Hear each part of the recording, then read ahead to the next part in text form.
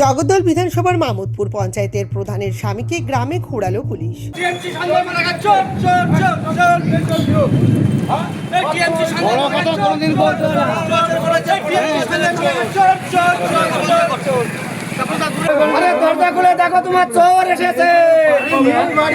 তোলাবাজি, cut money, দুর্নীতি, হুমকি সহ একাধিক অভিযোগে ধৃত জগদ্দল বিধানসভা কেন্দ্রের মামুদপুর গ্রাম পঞ্চায়েতের প্রধান প্রিয়াঙ্কা মালাকারের স্বামী সুরঞ্জন মালাকার। ধৃত সুরঞ্জন তৃণমূলের মামুদপুর অঞ্চল যুব সভাপতি ছিলেন। গত 17 জুন রাতে শিবদাসপুর থানার পুলিশ তাকে গ্রেপ্তার করেছে। পরদিন থেকে আদালতে নিয়ে যাওয়ায় জনরোষের শিকার হন ধৃত এই তৃণমূল নেতা। পুলিশি হেফাজতে থাকাকালীন বৃহস্পতিবার মামুদপুর গ্রাম পঞ্চায়েতের কুলিয়াগড় মোড় থেকে রামচন্দ্রপুর হাট পর্যন্ত তাকে ঘোরানো হয়। পরে তাকে নিজের বাড়িতে এনে পুলিশ তল্লাশি অভিযান চালায়। বকুলা মাল নামে এক বিজেপি কর্মী এদিন একরাশ ক্ষোভ উগরে দেন। বকুলা দেবীর অভিযোগ, 2022 সালে পঞ্চায়েত নির্বাচনে তিনি বিজেপির প্রার্থী হয়েছিলেন। তৎকালীন সময়ে সুরঞ্জন মালাকারের দলবল বাড়িতে গিয়ে তাকে হুমকি দিয়েছিল। এসআইআর প্রক্রিয়ার সময় দলীয় বুথ লেভেল এজেন্টের সঙ্গে বাড়ি বাড়ি ঘোরায় তাকে ধমক চমক দেওয়া হয়েছিল।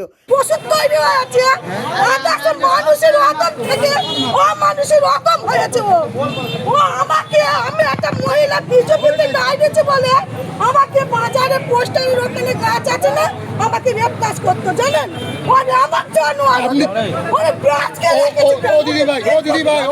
আপনি তো পঞ্চায়েত দাঁড়িয়েছিলেন। আমি পঞ্চায়েত 2022 আমি দাঁড়িয়েছি। আমাকে বাইরে থেকে ঠেক দিয়ে কে সুরঞ্জন লোক দিয়ে দাঁড়িয়েছে, ঠেক দিয়েছে। সাগর মেম্বার আরো সব 5 ওর সাথে আমি একটা মহিলা আমাকে অত্যাচার করতে চাচ্ছিল। পিএলের কাগজ কাট করেছে, পিএলের সাথে ঘুরেছে বলে রাত্রি আমার বাড়ি পাঠিয়ে দিয়েছে। কে পাঠিয়েছে? এই তুই পাঠিয়েছে। কে নাম কি? নাম বাড়িটা জানি না। কে পাঠিয়েছে? বাড়িটা পাঠিয়ে দিয়েছে চোর। ওই তো আমাকে নষ্ট করতে চাচ্ছিল।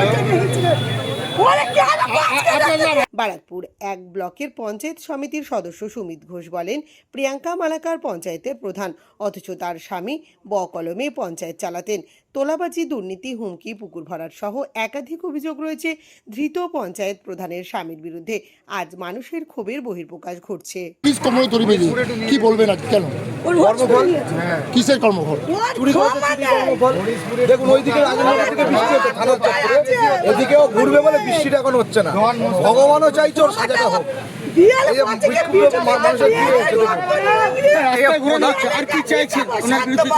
আমাদেরকে আইন যেভাবে চলবে, তো শুনলাম ওই বাড়ি থেকে আমাদের কাছে সাজা হোক। যেভাবে মানুষকে শোষণ করেছে, 170 বিঘা জমি বীরভূমে কিনেছে। 170 বিঘা জমি, ওর সাথে জড়িত আছেন দোকাচিয়ার একজন আর সোমনাথের টাকা, এদের সব এই তোলার টাকা নিয়ে 170 বিঘা জমি কেনা হয়েছে এতে। এই যান বোলপুরে, তাও বলেছি বোলপুরে। কোথায় থাকতো লাস্ট টাওয়ার লোকেশন চেক করতে বলুন। এই অভিযোগ কি আপনাদের অঞ্চল সভাপতি তার বিরুদ্ধে কি এরকম অভিযোগ আছে? তারটা দেখুন, তার বিরুদ্ধেও অনেক আছে। সবাই তখন ধরা পড়লে সবাই মুখ খুলবে। চোরেদের বিরুদ্ধে আপনার আইন আজকে মানুষ রায় দিচ্ছে এই চোরেদের বিরুদ্ধে। এই চোরের বিরুদ্ধেই আমাদের লড়াই। অনেকে বলছে অনেকের থেকে টাকা নিয়েছে, সে টাকা কি ফেরত পাওয়ার আশা রাখছেন? দেখুন, টাকা নিয়ে এখন কি করেছে, ও ফেরত দেবে কিনা এটা আইনের ব্যাপার। আমরা আইন হাতে তুলে নেবো না। ও ঘুরছে, আমাদের কেউ কিছু করেনি। পাবলিকের ওপরে সব ছেড়ে দেওয়া যায়।